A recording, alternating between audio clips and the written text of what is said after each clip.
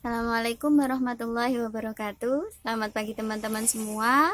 Kembali lagi di channel Dosen PAUD, channel pendidikan anak usia dini bersama saya Umi Nadifa. Teman-teman, hari ini saya akan lebih membahas tentang skripsi. Jadi beberapa minggu ini saya sering mendapat curhatan dari mahasiswa. Banyak dari mereka yang membingungkan bagaimana menyikapi atau bagaimana cara mencari judul, bagaimana cara menentukan objek penelitian, bagaimana cara menentukan subjek penelitian, bagaimana cara menentukan bahwa judul itu benar-benar cocok untuk kita. Nah, hari ini saya akan membahas tentang dasarnya penelitian skripsi terutama, yaitu tentang tips supaya proposal segera disetujui.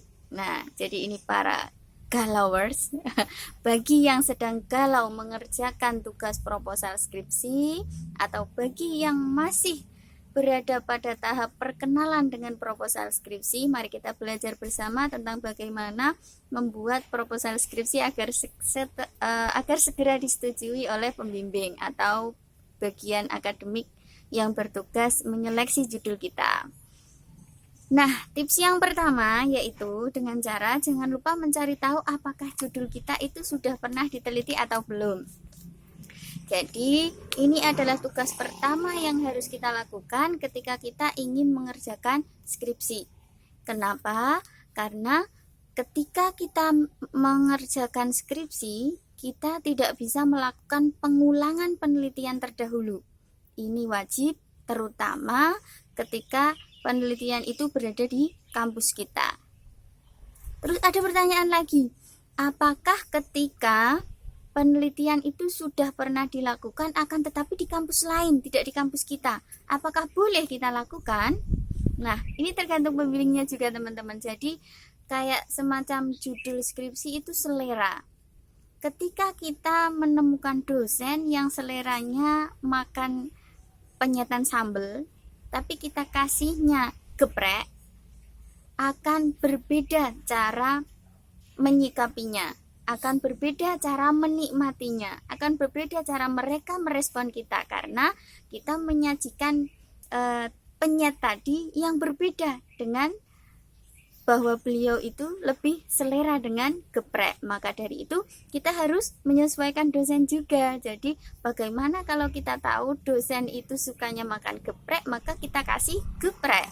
Kalau mereka sukanya makan opor, berarti kita kasih makan opor. Nah, begitu juga dengan skripsi atau proposal skripsi. Jadi ketika kita menyajikan judul, membuat judul, maka kita juga harus tahu selera dari dosen kita itu, atau bisa kita katakan dengan bahasa keahlian dosen itu di bidang apa sih. Mereka suka hal-hal yang lama atau suka hal-hal yang baru. Nah, kita juga harus mengetahui hal itu.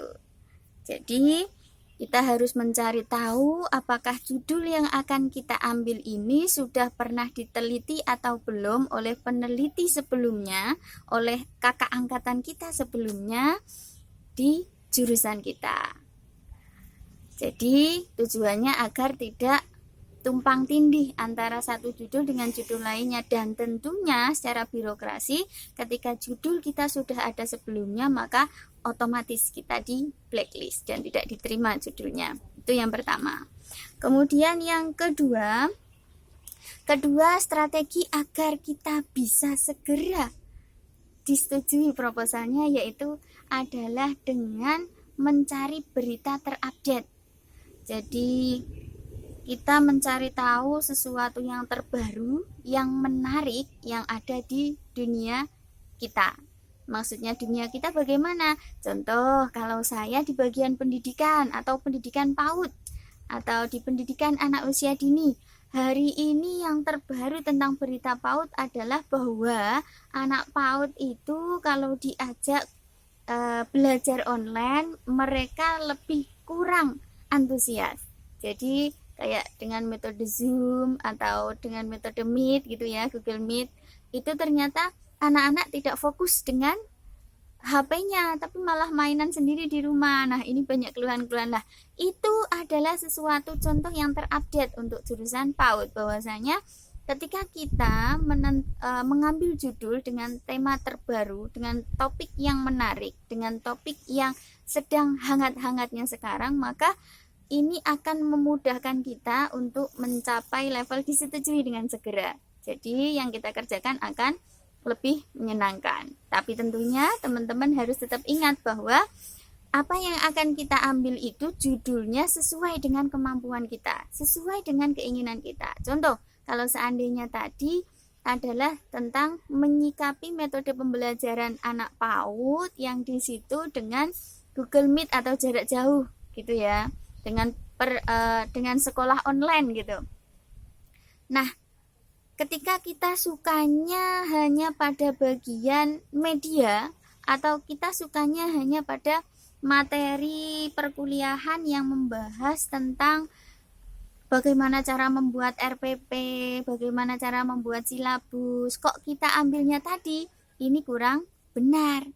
Nah, yang benar bagaimana? Ketika kita senang banget atau suka dengan metodologi pembelajaran pada mata kuliah metodologi pembelajaran dan itu jiwa kita sangat menyukainya, nilai kita A biasanya. Nah, maka kita boleh mengambil contoh sekolah online tadi. Jadi ini akan sesuai dengan minat kita dan kita akan tergugah untuk menggali benar-benar bagaimana sekolah online itu atau sekolah jarak jauh itu. Nah, seperti itu contohnya ya. Kemudian yang ketiga, jangan lupa untuk menaati segala aturan yang ada di kampus tentang bagaimana pedoman membuat proposal skripsi. Itu penting, kenapa? Kadangkala mahasiswa itu hanya sebatas, saya bahasakan ngawur gitu ya, maaf saya bahasakan ngawur. Kenapa?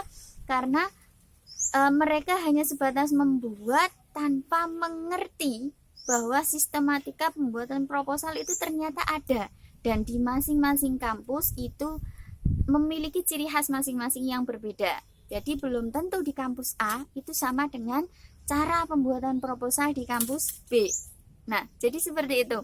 Kita harus benar-benar melihat, kita harus benar-benar mengamati dan mengikuti dari apa yang diinginkan, yang sudah dirumuskan dalam pedoman penulisan skripsi biasanya dari kampus kita masing-masing, atau bahkan ada juga yang setiap jurusan, ada yang setiap fakultas itu berbeda cara penulisannya atau sistematika penulisannya. Maka dari itu, ketika kita ingin mengerjakan skripsi, maka jangan lupa download atau beli buku dari kampus kita yang di situ jadi pedoman penulisan skripsi.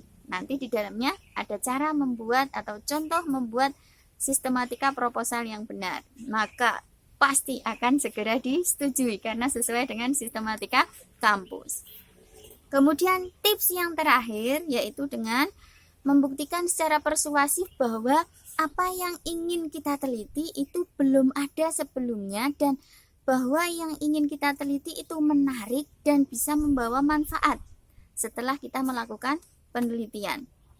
Jadi objek yang kita teliti itu memang benar-benar membutuhkan apa yang kita risetkan, sehingga nanti setelah kita penelitian sudah tidak diragukan lagi, manfaatnya akan kembali ke lembaga dan juga para pembaca.